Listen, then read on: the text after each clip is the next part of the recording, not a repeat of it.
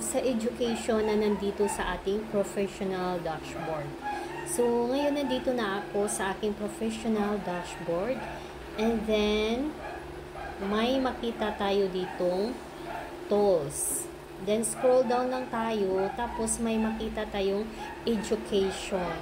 Start your creator journey. So, i-click lang natin yan. And then, yan, makita mo yung mga topics.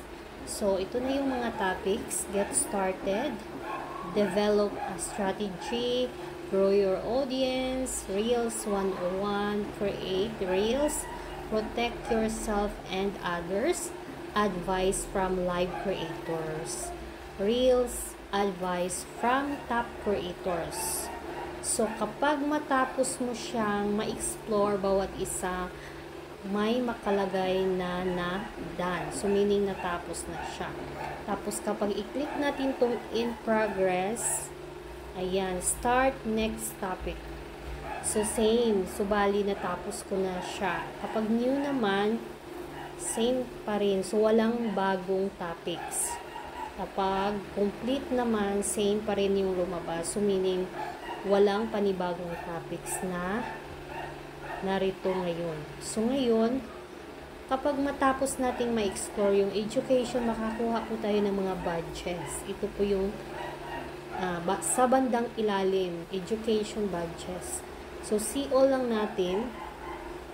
So, bali, makakuha po tayo ng 8 badges kapag ma-explore na natin yung education. So, ayan na. May 8 na akong nakuha.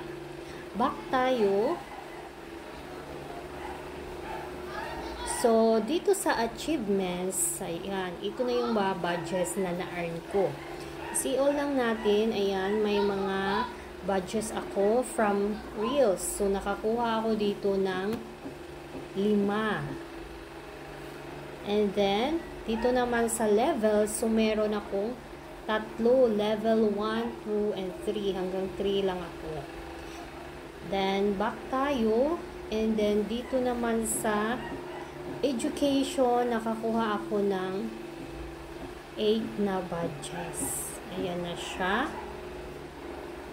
Nakakuha tayo ng 8. And then,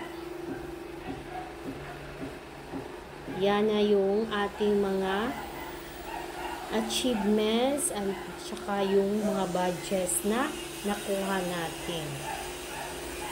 And then, sa stars naman, yan. Ito na yung mga perks na unlock natin. Ayan, ang hindi pa natin. May mga perks pa din na hindi pa natin na-unlock. And then, yung collect gets. So, ayan. So, ayan na to. Ito na yung nakuha ko. Ewan ko kung anong mangyari after natin itong makolect lahat yung mga collected gifts. I mean, collected gifts. Kapag nakuha kaya natin, ano kayang mangyari, no? So, good luck na lang sa atin bawat isa as a creator. Thank you for watching.